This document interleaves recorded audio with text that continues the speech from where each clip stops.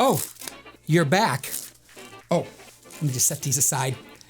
Right now, let's try a little more interactive magic with me in the studio and you out there. What I need everybody to do right now is take out your cell phones, and go to your calculator. So right now, go through your apps and find your calculator. And then what I'd like you to do we have that? Perfect. Now, I want you to type in a 3-digit number. Any 3-digit number, but make them in descending order. So each number is a little less than the last number. I'll give you an example. I'll put in 852. So see, each number's a little less than the last number.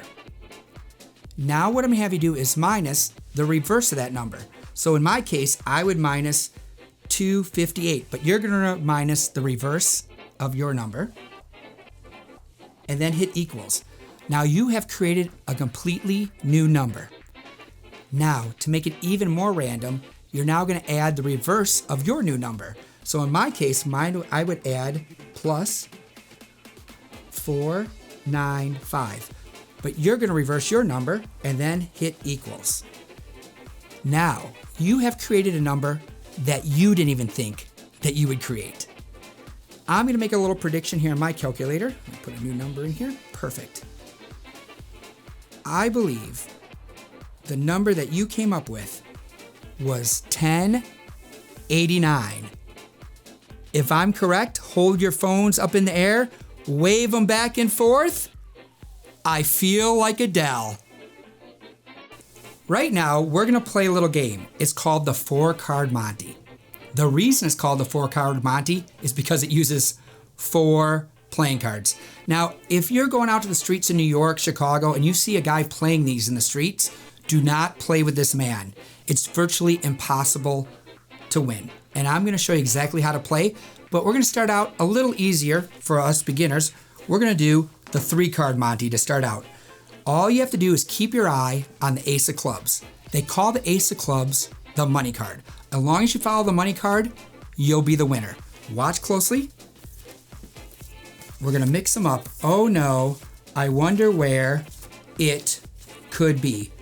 Now, most of the time, people, of course, would guess the top card. If you were guessing the top card, well, you'd be wrong. See, the money card is always the green card. See, green for money. I probably should have told you that at the beginning. Let's do it again. Keep your eye on the money card. Oh no, I wonder where it could be. Now, most of the time, people right at this point would guess the middle card. But if you did, of course, you'd be wrong. See, the money card has been sitting over here on the table the whole time. Here, let's try to make this just a little simpler. I have an idea. We'll get rid of one of the blank cards. In fact, this time I'm gonna keep the money card face up. That way you can keep your eyes on it the whole time. Look at as I mix them up. Oh no, I wonder where it could be. Now, if I were you to guess right now, some people would guess the top, some people would guess the bottom card, and the majority would guess the middle card. Well, guess what? It doesn't matter what you guess today, because here at the J4K conference, everybody's a winner because you've all been rated number 1 for showing up today. What I have inside this bag right here is one of the most popular selling toys of all time. It used to be number 1 selling toy of all time, but Lego and Barbie has completely knocked it out of the top spot. And I guarantee that just about everybody out there has had this toy at one time or the other, but after about a week, you probably never played with it again. Do you have any ideas what's inside the bag? It's the most popular toy that I remember, the Rubik's Cube, right? We all had one of these. Some people cheated and took the stickers off, right, to restore it. Now, there was actually 350 million of these cubes sold worldwide. Now, if you look on YouTube, there's people juggling, solving them. Kids are beating the world's record week after week. The new world's record is actually 5.5 seconds. I am gonna try to beat that record for you right now, but I'm gonna do it a little differently. I'm not gonna use my hands. I'm just gonna use the power of my mind. That's right. I'm not even gonna touch the cube. I'm gonna drop it back in the bag. Just concentrate, and it's done. I've solved the cube. Pretty good, huh? Okay, you're not buying this. I'll tell you what. We're going to try something. I am going to try to solve the cube, but we're going to try to do it a little differently. I'm going to try to solve the cube, but I'm going to do it completely blindfolded. And I'm going to try to come as close to the new world's record of 5.5 seconds as possible. So if you want to, you can get out your phones right now, go to stopwatch, and you can time me on this. I'll give you a second. Do you have them? Perfect. I'm going to pull down my blindfold. Once I point, you can start the stopwatch. And go.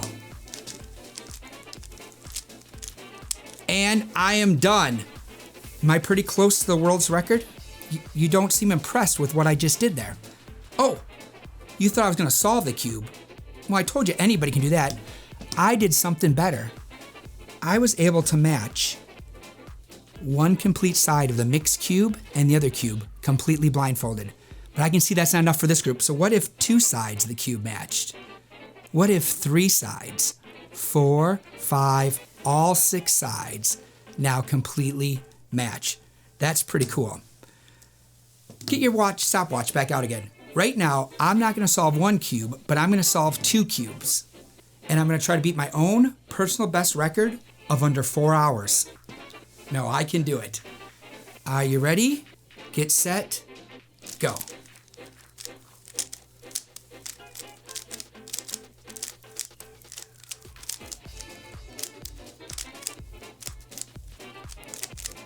That's 1. Let's make this one a little more difficult. Using just 1 hand.